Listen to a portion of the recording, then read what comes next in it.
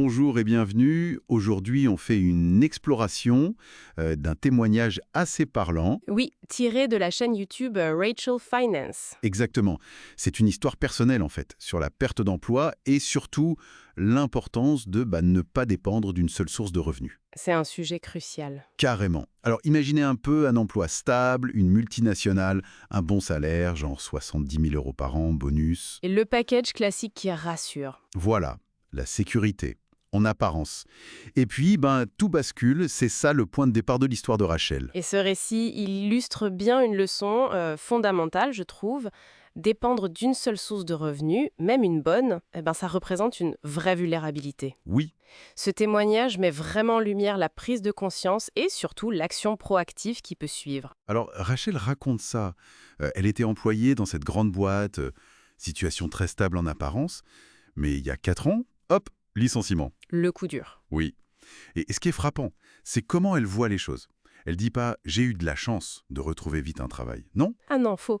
pour elle, la vraie chance, c'était d'avoir déjà mis en place une deuxième source de revenus. Ah oui, ça change tout. C'est l'anticipation. Complètement. Et ce qui est intéressant, c'est que le déclic, l'impulsion pour cette deuxième source, ça ne vient même pas de son propre licenciement. Non, c'est ça qui est fou. Ça vient du licenciement d'un collègue quelques années avant. C'est là qu'elle a eu cette prise de conscience. Elle le résume bien d'ailleurs. Comment? Elle dit « Avoir une seule source de revenus, c'était trop près de zéro Trop près de zéro.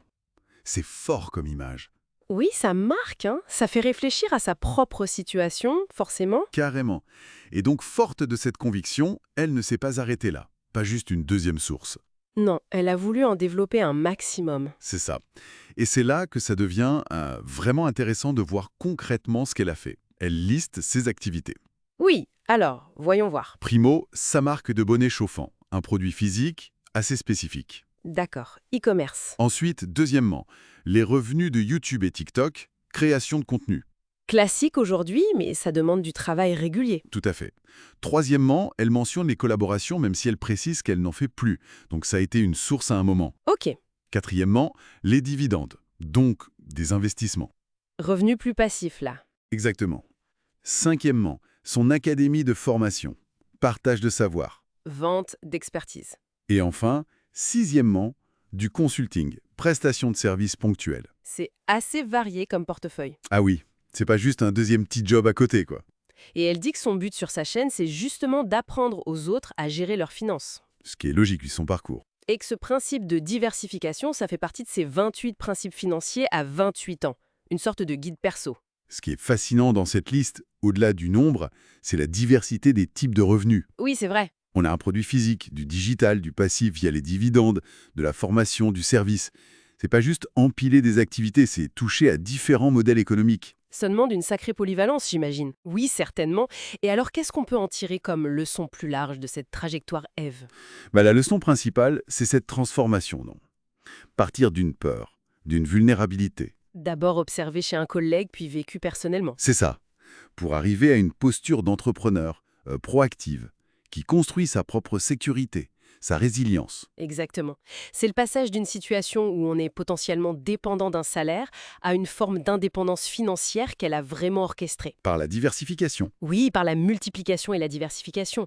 Ça illustre très concrètement comment une crainte, un risque, peut devenir un moteur pour bâtir son propre filet de sécurité. C'est plus juste un concept dans un livre de finances. Non, là c'est une stratégie mise en œuvre, brique par brique, activité par activité. Ça demande de l'énergie, c'est sûr. Ah ça, on imagine. Mais on sent dans son témoignage que le gain en sérénité est énorme. Donc, pour résumer cette histoire de Rachel qu'on trouve sur sa chaîne, c'est vraiment une super illustration. Oui, très concrète. Ça montre que diversifier ses revenus, c'est pas forcément un luxe ou un truc abstrait, c'est une approche pratique, pragmatique même. Presque essentiel aujourd'hui. Oui, pour naviguer dans les incertitudes professionnelles. Ça rend l'idée plus accessible, je trouve, moins intimidante. Tout à fait. Et pour aller un peu plus loin, pour ouvrir la réflexion, Oui. on pourrait se poser la question, ok, multiplier les revenus c'est bien pour la sécurité immédiate, mais comment ces différentes activités qui ont l'air séparées, Les bonnets, YouTube, le consulting. comment elles pourraient peut-être créer des synergies, se nourrir les unes les autres, pour construire une structure financière qui soit pas juste plus solide, mais aussi plus cohérente. Ah, intéressant. Voire plus puissante à long terme. Exactement. On passerait de l'addition simple à une sorte de multiplication des effets. C'est une piste de réflexion.